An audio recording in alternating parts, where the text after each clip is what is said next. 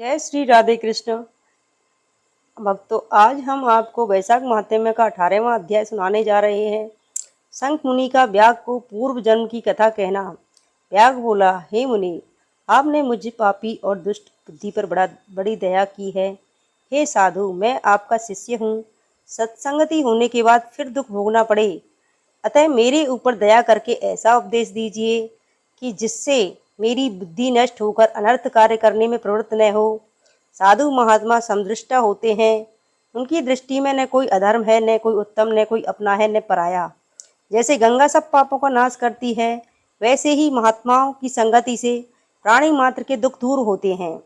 व्याग की ऐसी बात सुन शंख मुनि बोले, हे व्याग, यहाँ धूप बहुत सताती है, यहाँ न छाया है न पानी। कहीं दूसरी छाया की जगह में चलकर जल पीकर स्वस्थ चित्त हो तेरे सामने विष्णु भगवान के माधव मास का मातम्य जो पापनाशक है वर्णन करूंगा। मुनि की यह बात सुन व्याग यहाँ से थोड़ी दूरी पर जहाँ तक एक निर्मल सरोवर था वहां ले गया, जहाँ पर फलों के भार से वृक्ष झुक रहे थे। जल के जीव बगुला, राजहंस, चकवा चकवी, हंस, सारस, क्रोच चारों ओर डोल रहे हैं। मगरमच्छ, कछुआ आदि सरोवर में शोभा दे रहे हैं। हे कुमुदनी, कोकनद, उत्पल, कलहार, पुंडरीक, सतपत्र आदि अनेक प्रकार के कमल शोभा दे रहे हैं। भौरे गुंजार कर रहे हैं, पक्षी कलरव कर रहे हैं। किनारे पर बांस के वृक्ष तथा बड़ कंजा, कदम्ब, इमली, नीम, पाकर, प्रियल, चंपा, बबूल, पुन्नाग, तुम्बर, कैथ, आंवला, जामुन तथा सुगंधित वृक्ष आदि चारों सुशोभित हो रहे हैं।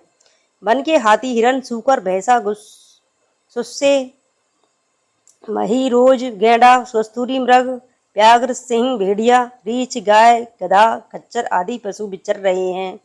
बंदर, लंगूर आदि छलांग मार रहे हैं। प्रचंड पवन के वेग से वृक्ष झुक रहे हैं। ऐसे दिव्य सरोवर को देखकर पहले मुनि ने स्नान किया और वस्त्र धारण कर मध्यान्ह कर्म पूजन आदि से निश्चित हो कैद के मीठे फल खाए। फिर शंख मुनि सुखपूर्वक बैठ व्यास से पूछने लगे कि तुम कौन से धर्म को सुनने की इच्छा रखते हो। धर्म बहुत हैं और उनके करने की विधि भी अलग अलग है। इनमें से वैशाख धर्म थोड़ा है और बहुत फलदायक है। तेरे मन में जो पूछने की इच्छा हो सो पूछ। तब हाथ जोड़कर व्याग बोला, हे महाराज, मुझे कौन सा कर्म करने से तमोगुणमयी यह व्याग योनि मिली और किस कर्म से मेरी ऐसी बुद्धि हो गई है जो महात्मा की संगति हुई। हे प्रभु, यदि आपकी मेरे ऊपर कृपा है तो यह सब वृतांत मुझसे कहिए। यह सुन शंख मुनि सकर कहने लगे कि हे व्याग, तू साकल नगर में पहले वेद पाठी ब्राह्मण था। तेरा नाम स्तंभ था और श्रीवत्स गोत्र में तेरा जन्म हुआ था। एक वेश्या से तेरा सम था। उसी की संगति के दोष से तू नित्य कर्मों का परित्याग करके एक शूद्र की भांति अपने घर आता था। इस प्रकार तुझ आचारहीन दुष्ट ने अपनी धर्म क्रिया त्याग दी, किंतु तेरी स्त्री ब्राह्मणी बड़ी रूपवती थी। वह वैश्य सहित तुझ नीच की सेवा किया करती थी। तुझे प्रसन्न रखने के लिए तुम दोनों के चरण धोती थी। तुम दोनों पलंग पर सोते थे और वह नीचे पृथ्वी पर सोती थी। तुम दोनों की आज्ञा पालन में लगी रहती थी। इस प्रकार पति धर्म का पालन करते हुए महान दुख भोगते हुए उसे बहुत समय व्यतीत हो गया। एक दिन तूने भैंस का दूध और मूली खाई तथा शूद्रों के भक्षण करने की वस्तु निस्ताद और तिल भी खाए। उस अपत्य भोजन से तेरे दस्त और भमन होने लगी। दारुण भगंदर रोग हो गया, जिससे घोर वेदना होने लगी। जब तक घर में धन रहा तब तक वह वेश्या भी तेरे पास रही। फिर तुझे रोगग्रस्त देख तेरा सब धन लेकर वह घर छोड़कर अन्य के पास चली गई। तब तुझे उससे घोर घृणा उत्पन्न हुई। रोग से अत्यंत दुखी होकर दीनवाणी से ब्राह्मणी से कहने लगा कि मैं बड़ा निष्ठुर और वेश्यागामी हूँ, तू मेरी रक्षा कर। हे सुंदरी, मुझ पापी ने तेरा कुछ भी उपकार नहीं किया है। जो ग्रहित प्राणी अपनी ऐसी विनम्र भार्या का मान नहीं करते, वे 15 जन्म पर्यंत नपुंसक होते हैं। हे महाभागे, रात दिन साधु महात्माओं से निंदित हो। तेरी अवज्ञा करने से मैं पाप योनि में पड़ूंगा। मैं तेरे विनीत भाव पर भी क्रोध के मारे जलता रहता था। तेरे ऐसे दीन वचन कहने पर भी हाथ जोड़कर बोली, हे कांत, तुम मेरे प्रति दीनता तथा लज्जा मत करो। मैंने आपके ऊपर कभी क्रोध नहीं किया। आप चित्त में वृथा जलते हो। मुझ पापी ने पूर्व जन्म में जो पाप किए हैं उनके भोगने में मुझे कुछ भी दुख नहीं है। ऐसा कह वह सुमुखी तेरी सेवा करने लगी। जो ऐसे दुखों को सहन करे वही साध्वी स्त्री है।